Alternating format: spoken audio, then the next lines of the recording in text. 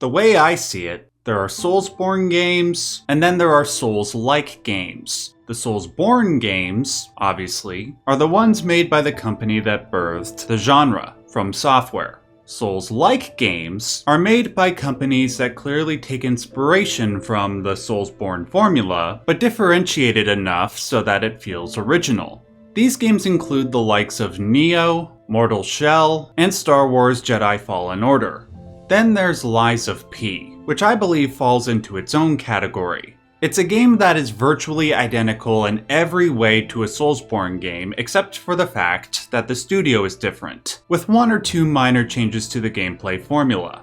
Though I enjoyed Lies of P immensely, and I think it's a wonderful love letter to From Software's games, I can see why some hardcore Souls gamers might tire of it quickly due to a lack of gameplay evolution. Yet, when it comes to Lies of P's story, I will vociferously argue that there is a lot of original, creative stuff going on. Granted, it does mirror the format of the Soulsborne series, where a lowly hero is seeking methods of self-transcendence, methods that are subtly grounded in real-life mythology, stemming from alchemy and the occult. In this case, P, a stand-in for the classic fairy tale character Pinocchio, has the opportunity to evolve from a puppet into a human. On top of that, characters around him are always seeking methods of self-transcendence through alchemical procedures. That said, the way Lies of P marries real-life mythology with the original Pinocchio fable is so brilliant and so unique that I think it comes close to the sophistication of some of From Software's games, and I don't say that carelessly. Unfortunately, many of the ways Lies of P makes use of these inspirations are so subtle that most people won't pick up on them, but thankfully, you have me to point them out. So today, I will present a variety of secrets, explanations of some of the game's mythology, and also, believe it or not, a couple of anime references. Before I do, I am happy to say that for the first half of this video, there will be zero spoilers beyond the first hour of the game. So if you're still playing it and don't want to be spoiled, you can watch the first half and learn a few secrets, and then come back later when you're done and get even bigger secrets revealed. Now, let's not waste any more time and just jump right into things. Less than a minute after you begin the game, you can pick up Monad's Lamp, an item that not only contains a source of light to illuminate dark areas, but a cricket named Gemini, who will help guide you on your journey, providing you useful information and advice. Right when I read the name of this lamp, I knew instantaneously that whoever wrote this game has an impeccably deep knowledge of mythological and narrative archetypes. Not just because of the name Monad, but also because that name was associated with a lamp that contained P's cricket. So first of all, the name Monad stems from the 6th century BC, when it was invented by a school of ancient Greek philosophers and mathematicians known as the Pythagoreans. They conceived of the monad as the origin of all life in the universe, both as the highest god and/or the seed from which the universe sprang forth. 6 centuries later, the concept of the monad was adopted by a burgeoning sect of Christianity known as Gnosticism, a sect that was considered by Orthodox Christians to be heretical. This is because they didn't strictly follow Christian doctrine, but used Christian ideas to bolster their own themes. So for example, the Gnostics believed that the Judeo-Christian God of the Old Testament was not the true God, but an ignorant demiurge blind to the world's suffering. Instead, the monad was the true God.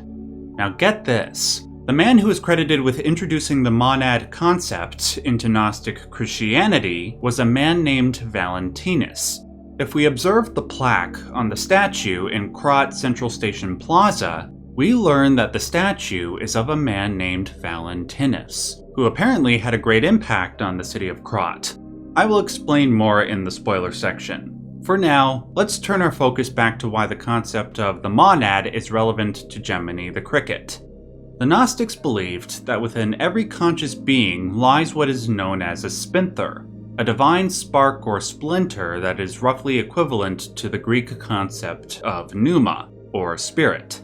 This divine spark is a piece of the heavenly pleroma, where the Gnostic monad resides. It is the goal of the Gnostic to reunite this inner spark with the heavenly pleroma, and they do this by engaging in a process known as gnosis.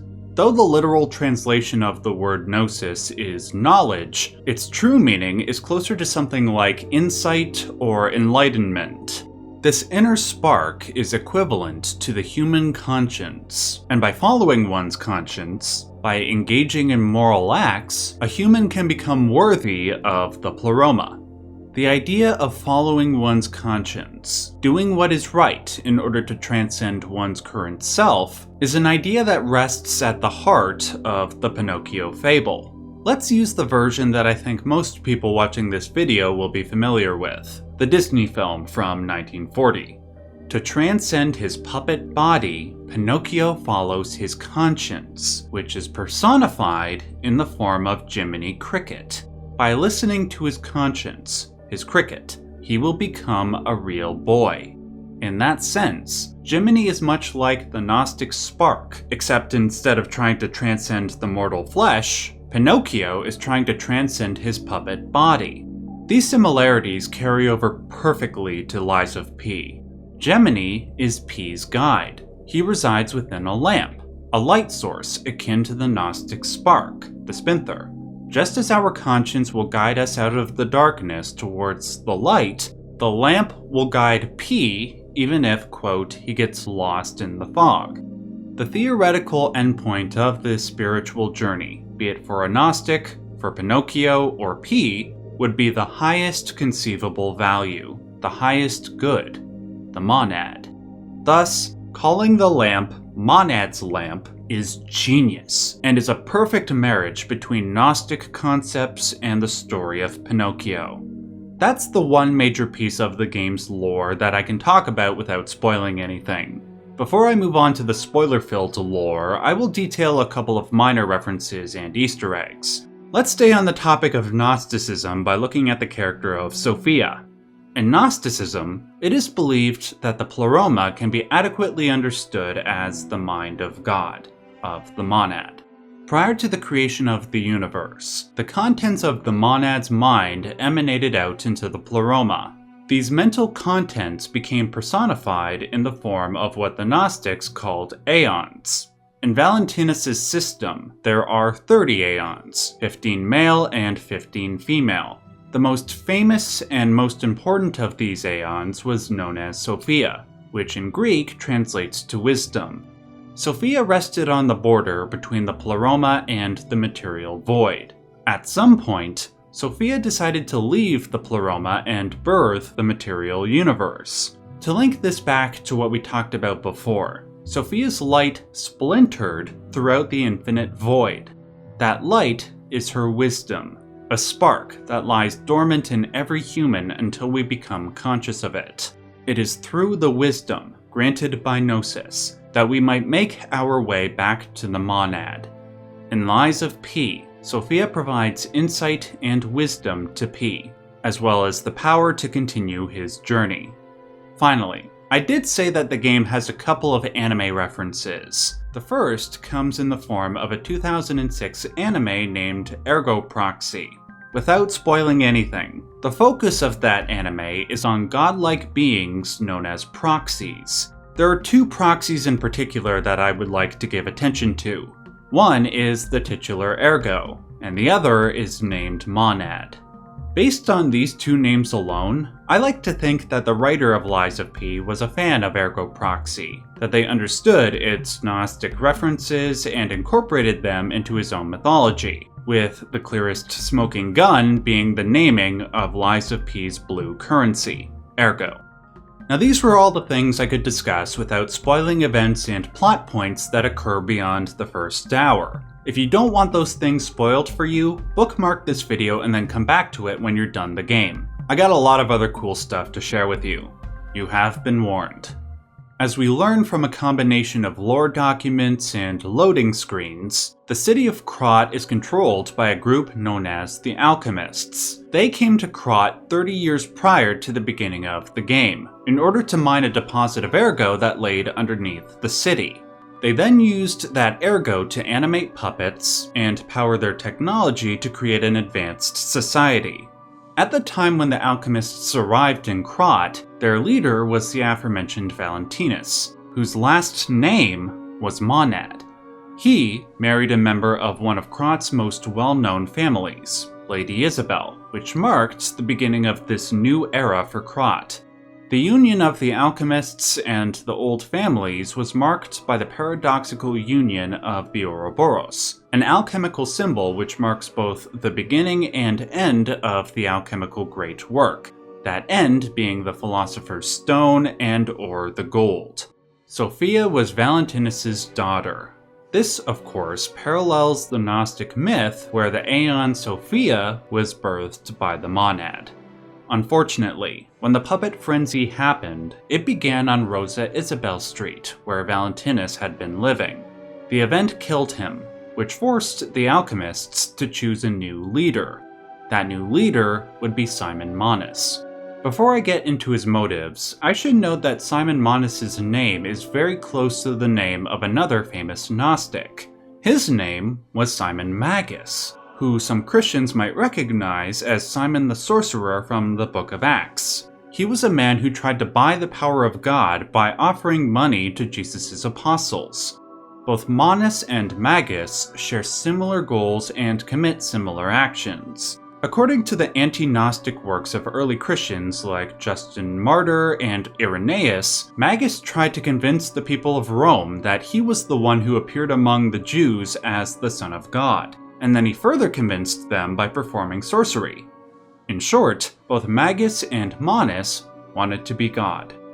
Now, like Magus, who tried to become God through illegitimate means, Simon Manus tried to do the same. He tried to use a combination of ergo and technology to elevate his body and mind to the point that he would become an immortal god. While it is normal for an alchemist to try to achieve eternal life by attempting to find the Philosopher's Stone so they may drink the elixir of immortality within, the way Simon went about it is not.